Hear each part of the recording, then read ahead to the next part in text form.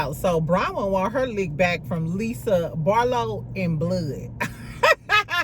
The Salt Lake City girlies are back, and episode 1 did not disappoint, friend. When I tell you, Whitney asked Brittany, how do you make your money? Sucking Zick in the alley? We're gonna talk about Salt Lake City. I hope y'all watched the episode last night, because I'm gonna do a quick review towards the end of this video. For the girlies who ain't watched Salt Lake City yet, I'll put the timestamp exactly. We're gonna talk about Simon. He back on his bald head bullshit, child. Leave that girl alone. Girl, Simon get on my damn nerves. If that raisinette don't take his ass to bed, it's late at night over in Dubai, and he over here stalking Porsha Instagram. Girl, I guess. Anyway, we also gonna talk about LHHATL Atlanta last night. Mendices and Yandy, that was the topic of discussion for the most part.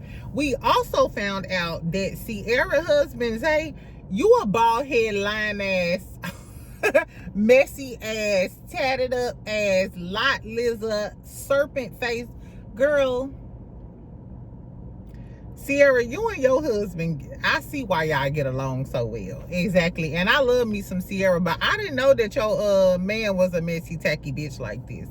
But I digress. So first of all, get you a little cocktail. We're gonna talk a little shit today. So first of all, Cardi B admitted that she was pregnant this morning.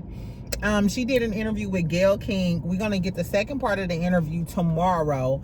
They really just dropped some snippets. Of course, like I said, she admitted that she was pregnant. Gayle was talking about the rumors that were out in the streets about her, and she was like, well, yes, that's true. I'm pregnant with my boyfriend, baby. Not you, girl. You got a husband and a baby daddy. You lit. Shout out to Brooke Valentine. Anyway, so she said that her baby is due before her tour. Excuse me. And her tour is in February. So I'm assuming maybe later on this year. If she lucky, she'll have a Scorpio baby. Exactly. She could only be so lucky. How do y'all feel about Cardi being pregnant? I think we already knew that Cardi was pregnant. People speculated whether it was Offset baby, because we know she's still tied to Offset or whatever. Offset said that ain't my baby. But it seems she said that her and Stefan are happy about it. While doing the interview, Gayle King said that Stefan called her to check on her, asked her if she ate that day. Now, when we first thought that Cardi was pregnant, I told y'all that he allegedly had 2 other babies this year. Well, 3 kids, another baby, and a set of twins. So if Cardi have her baby this year, that means he had 4 kids this year. I mean, he a millionaire. Do that matter? I ain't gonna lie. I feel like Cardi loves kids. If I had the money, I'm a fan of people having kids. If you have the money and you want to have 12 kids, as long as you have the money, the means, and you're with these kids in the same household, then that's all good. Now, I don't know though, because Nick Cannon gets a lot of slack for being, you know, spread thin, making broken homes, basically. I got a question. Do y'all feel like Cardi is wrong for getting pregnant by her boyfriend when she's still legally married to Offset? And if Remy got pregnant by Captain Crunch team captain, the rapper boy, if Remy got pregnant by him, would we have the same energy? Would it be like, I don't know. I think it's because Offset did Cardi dirty and now she finally getting her lick back. But I don't know. Anyway, but congratulations to Cardi. I'm glad that she not gonna be pregnant when she do her tour though, because I'm gonna go see the tour, child, especially if Janet there. If Janet there if Janet there, I'm getting VIP tickets, and I don't care what gotta get sold. I might have to sell you, bitch. I just playing. Anyway, so congratulations to Cardi. I'm glad she's not gonna be pregnant when she go on tour or whatever. I hope she did most of her videos though, now that she's not pregnant. I ain't gonna lie, I don't want to see Cardi videos and she pregnant either. So I don't know. Anyway, but congratulations to Cardi and all of the things. I wonder is Offset gonna come out and say something. He was playing it cute and been being nice and cordial and all of the other things. So let's hope that he don't turn into a Mitch. because she didn't announce her pregnancy. Exactly. But speaking of Mitch ass bitches, Simon ass is back on this internet. I literally said all I was gonna talk about today was LHHATL Atlanta and Salt Lake City, because I got a lot to say about each of them. But girl, I get on the internet. This was like early this morning, literally 7 o'clock this morning. It was like, I'm assuming it was like 7 o'clock this morning. Simon go by to your post. And it says, it's the definition of a deed. A deed is a legal instrument that transfers ownership or rights in real property from one party to another. It remains subject to any existing liens or encumbrances. The reason why he posted that is to say that, hey, the liens that were placed on the home by his attorney and her attorney, that runs along with the sale of the home and stuff. He said, if I paid my attorney to resolve matters, but instead I end up deeper in debt, they're fired. Hashtag blind leading the blind. First of all, you forgot that you was paying her attorney fees.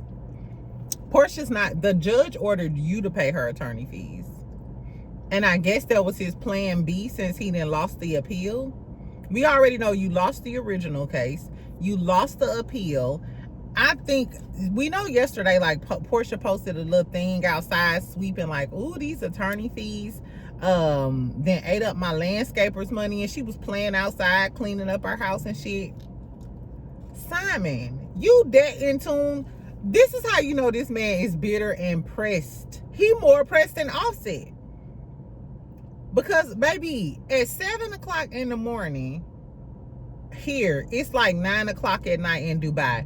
Take your old ass to bed, bitch. Pop you a Tylenol PM and or some magnesium or some melatonin. I know you need all of them.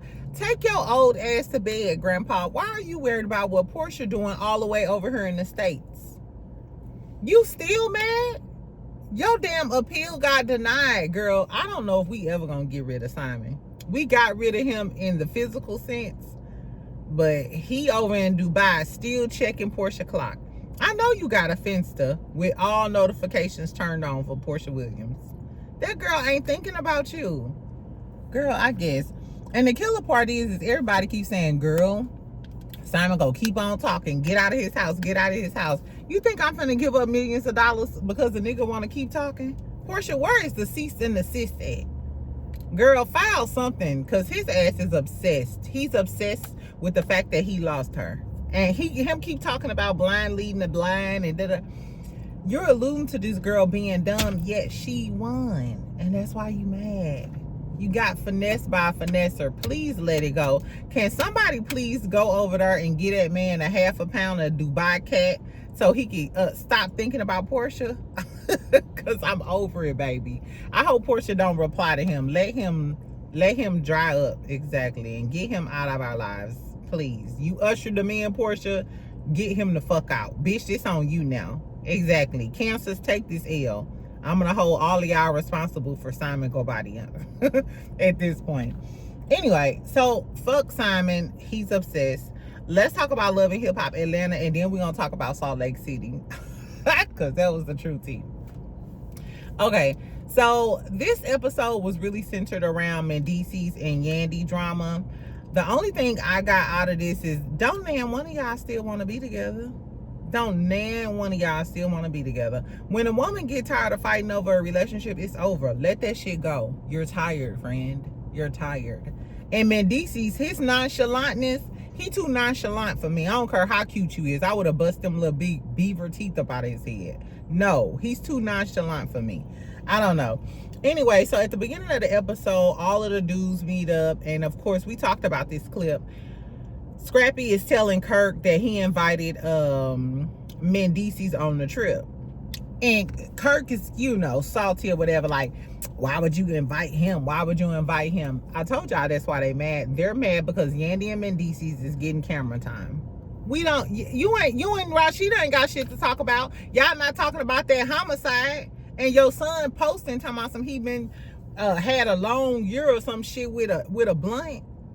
If I'm the prosecuting attorney, I'm like, he posted on this day. Exactly. If you're not talking about what's going on with Kai and your daughter and the shooting and all of that other stuff, we don't want to hear no more about Kirk and Rashida. Or Jasmine for that matter. We know y'all bumping coochies and y'all ain't gonna never admit it. So stop talking about how Yandy deflecting when, bitch, you ain't telling us the truth either. Tell me something. If we was, so you are. Y'all scissoring and juices flowing, child. I guess. Anyway, Kirk jealous of Mendeecees. Mendeecees getting invited on a trip. We get a scene with Sierra and Zay at the studio. And Coolio. Is that his name? Coolie. Nah, I said Coolio. I'm in my life, living in the gangster's paradise. Hey, what happened to Coolio? Can't stand emotion line, living in the gangster's paradise. As I walk through the valley of the shadow of death, I take a look at, okay, sorry. Anyway, so Sierra want to be a rapper too. My mixtape dropping soon.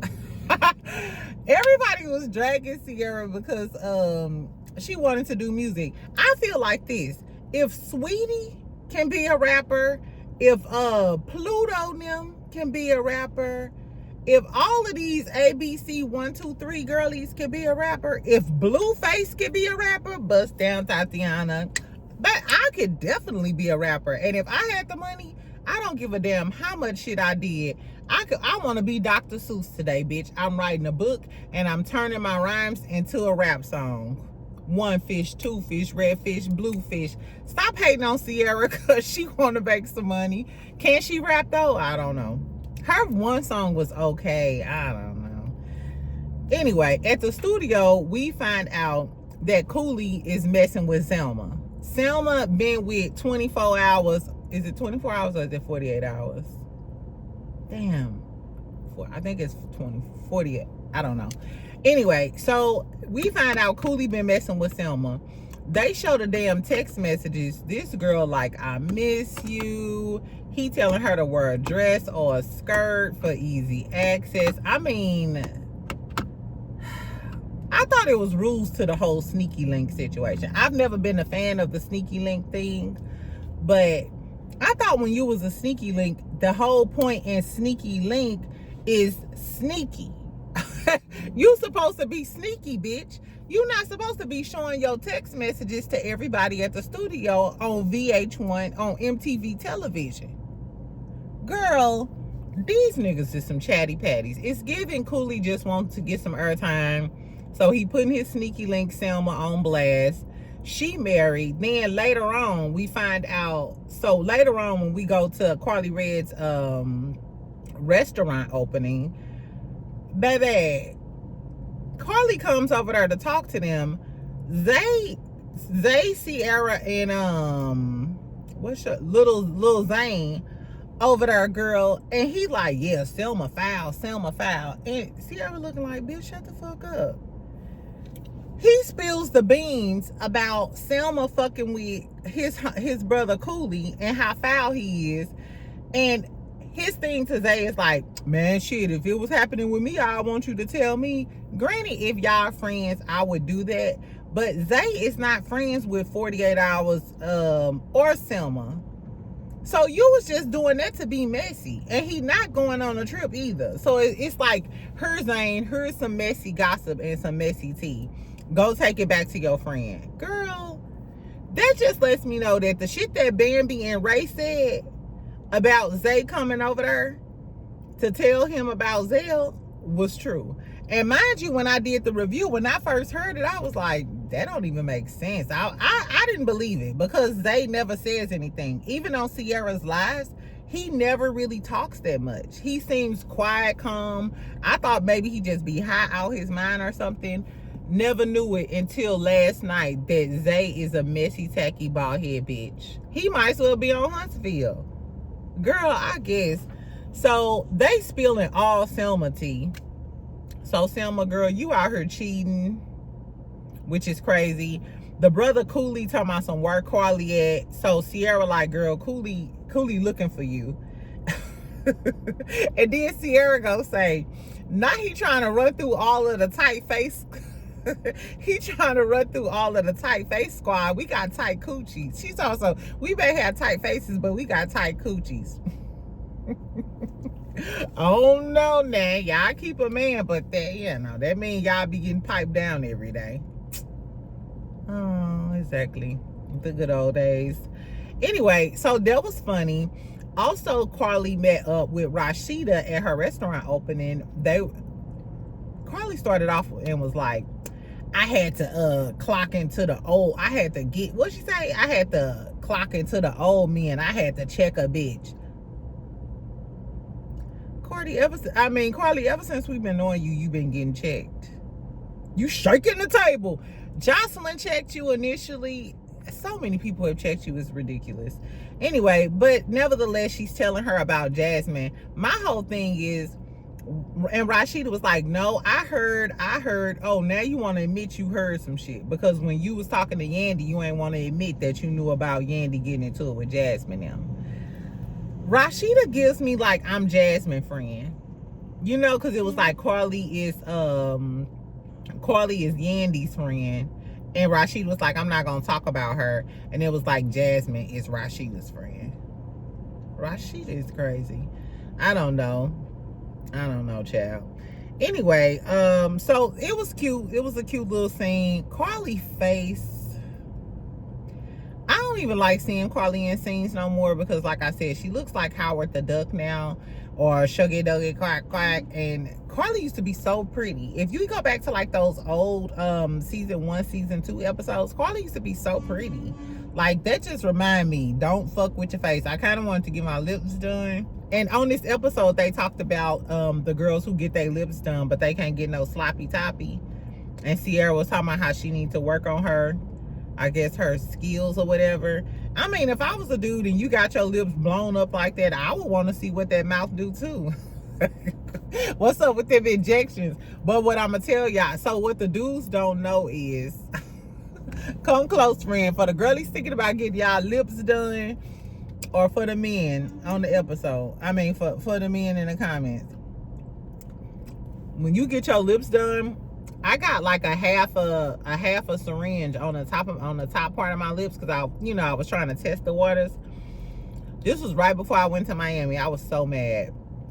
They said for the first 4 to 6 weeks, was it 4 to 6 weeks? I think it was like 4 weeks or something, at least 4 weeks. They said that you cannot have oral sex because some of it can move. You know what I'm saying? And the girl, she scared the hell out of me. She was rushing. She's like, no, it get all in your face. I was like, she's like, yeah, an injection be stuck in your face. She was like, so no. She was like, no, like, bitch, no, don't try to slob on the knob like corn on the cob, or that injection go. Anyway, so a lot of the girls who get all of them lip fillers, they probably ain't giving a lot of sloppy toppy because it can fuck up your injections, which is crazy. Anyway, so Yandy has lunch with Judy. I wrote so annoying, gaslighting about the water being extra. So at the beginning, it's just Judy and Yandy. Yandy admits to the fact that she had an emotional affair. I'm still a strong believer in Yandy was getting her back blown out. Her best friend said it was so damn loud. That's all he heard from next door was Yandy getting her back blown out. After I seen that dude, ain't no way you flying to London. You see a tall chocolate man who look like he can bench press that coochie twice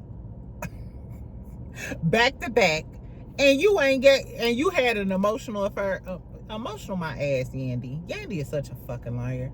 Anyway, so she tells Judy that I commend Judy in this whole scene because Judy usually pop off and act a fool, and Judy was acting real ladylike. She looked nice, she was acting ladylike, and she just let Yandy sit there and gaslight her and Mendices. So when Mendices arrived, he talking back to back, and he's telling her, he's like, I took accountability. Yandy heard those voice notes that Tasha K lead. He said she heard that long before it came out. So Yandy, you was lying to us even in our face back then, saying nothing was going on, your husband wasn't cheating, and all along you knew about the audio tapes. You just now fessing up to it because Tasha K leaked them, and the camera's rolling again. So you gotta tell the truth because that's his voice. Or you would have kept lying to us like you lied and said, I was the one who was DMing her. No, the fuck you wasn't, bitch. So you was the one sending the voice notes too? Anyway, So in his confessional, Mendeecees was like, yeah, I'm always being held accountable, and I'm being accountable for what the fuck I do, but Yandy don't do the same thing. And he was like, count on Yandy to be, first of all, Mendeecees know Yandy is a liar. We know Yandy is a liar. And then for her to sit, I guess he was like, don't drink out of my water. And she was like, dang, why you tripping about the water? That's the problem. You always mad at me about some small stuff, worried about your water, and tried to play it off and shit. Mendeecees' face was like straight up, and Judy's face was straight up. I would have cursed her out. Why are you gaslighting me, trying to act like I be tripping about water and small stuff, when all along, bitch, you know I'm mad at the fact that you continuously are lying to me to my face, talking about emotional affairs and shit, and being accountable, and I still feel like you lying to me to my face, and then you laughing and acting like I'm tripping about some water. Yandy is a master manipulator. I would end up, Yandy the type of person I could sit across from, because I would end up whooping her ass, because bitch, you're playing on my intelligence, and stop playing with me. Anyway, what else happened? Mendeecees finally sit down with Yandy by themselves. They're talking about like the small issues turning into larger issues, like the water thing. And Mendeecees like, why are we talking about some shit like some water when we got really big issues? That's the whole manipulation Yandy stuff. She's trying to make it seem like Mendeecees is the problem, always picking at her about small issues, when in actuality, you're trying to make me saying something to you about water the real issue, when the real issue is, bitch, we were supposed to be laying it out on the table, and now you still on national TV trying to act like the only thing you did was having an emotional affair, and I'm looking like the nigga that's out here cheating with a whole bunch of girls, when in fact you was getting your back blown out in London as well. That's what that's about.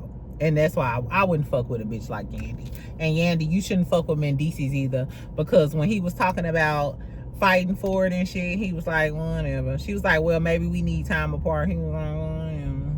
If a man don't, if you ask him, do you mind whether or not we together, if he nonchalant about it, let him be on the other side. That means he don't care, because if he did care, he would tell you, poo. And that's what Yandy get, because you started off as a side chick, you clowned all of the baby mamas, you did all of that, and now you got egg on your face, because look at the way you look now. But I think Yandy is the type that's gonna stay with him. Like when she was crying, when she sat down, what's his sister name? I forgot the sister name or whatever that she sat down with. But when she was crying and stuff and doing all of that, she's still gonna be with Mendeecees. Yandy is the type of woman who don't want to lose. She don't want to lose to the other women. She don't want the public to be able to say, you know, they was right and all of this other stuff. So she would rather stay in their relationship, fake a good marriage, let him cheat, and do all of the things just to prove a point, because she's concerned with how people see them in her image. I'm done with Yandy and Mendeecees. I'm done with Yandy and Mendeecees, Kirk and Rashida, all of them. I wanted to see more of Erica Banks, the new rapper girl. I watched Scotty's review. He mentioned bringing Akbar back. I thought that was a great idea, considering Akbar got a lot going on. Kids, weight loss, the man putting his hands on her. You know what I'm saying? And we know that Akbar gets saucy with the young girls too. I want to do Akbar and Erica Banks get along. And I would like to know what Akbar think about Key, I think that's her name, Key, and Selma, the one girl from Chicago that I like, and then Selma.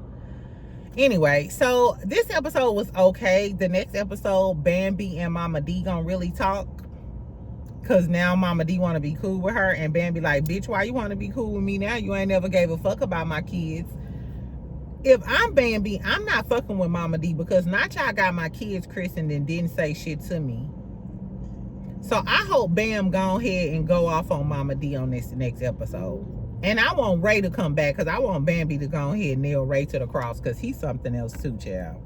Anyway, so that was all that happened on Loving Hip Hop Atlanta. Let's talk about Salt Lake City real quick before I gotta go.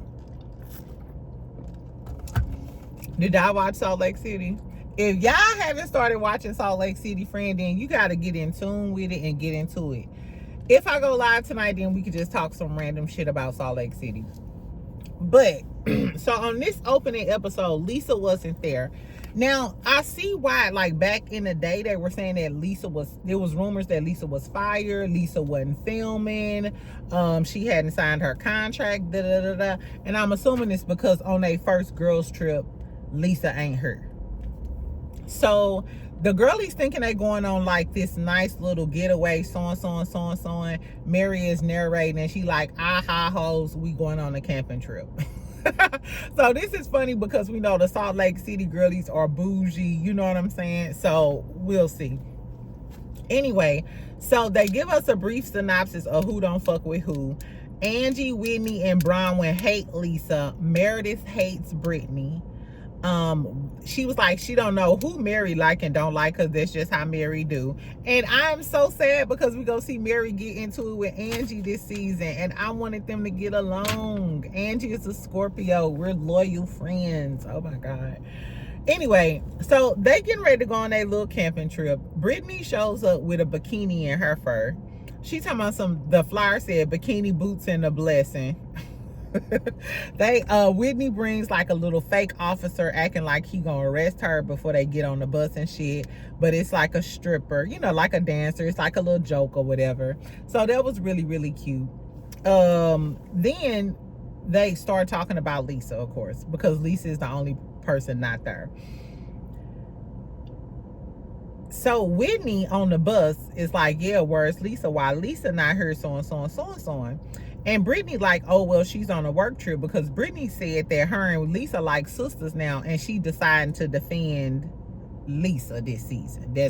That's her. That's who she done latched on to. It's giving alliance. It's giving Brittany and Lisa decided to be in an alliance because all of the girlies don't like Lisa. That's what it's giving.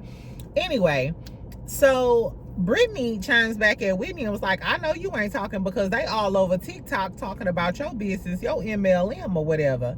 And then Whitney is like, bitch, don't talk about my business. I don't know what you talking about. Bitch, what the fuck you do for work? What you do for money? Do you suck zick? Already? Does episode 1 y'all sucking zick? Being accused of sucking zick with high body count hurt. I said, okay, girl. Okay, girl. Anyway, so that escalates fairly quickly. Whitney got her new carrot top hair on, child. Do y'all like Whitney with the orange hair? I actually like Whitney with the orange hair. To me, it give her more pizzazz than her regular little blonde hair. But regardless of what hair got Whitney clocked in, she said, bitch, what do you do to make ends meet while you talking about my business, hoe? I don't know, child. Anyway, so they get started on this trip or whatever. Brittany brings out like a recorder and was like, yeah, we can record, we can do video vlogs of the trip. So immediately Meredith is triggered, because you know Meredith was mad that Brittany was recording them. Brittany was recording on the last trip or whatever. Like Brittany got in trouble for that. So they start talking about Lisa again, child. Hold on, y'all. For some reason, somebody keeps calling me. It's driving me insane. Anyway, so Bronwyn is talking about how it's very convenient that Lisa misses this trip, and everybody is like, who would miss the first girls trip? You know what I'm saying? The first trip of our season, so on. So Bronwyn like, it's convenient she missing the trip and shit. She was like, she missing it because she got all of those pending lawsuits out there. In case y'all don't know, a lot of people are suing Lisa Barlow. So she was like, yeah, it's convenient because she worried about me and my jury, me and my husband and everybody else, but she don't want to talk about her bullshit. So everybody like, okay, Bronwyn, well, tell us how you really fucking feel. So Bronwyn get crunk and like, yes, because this bitch don't ever want to talk about her bullshit, but she all in everybody else's business.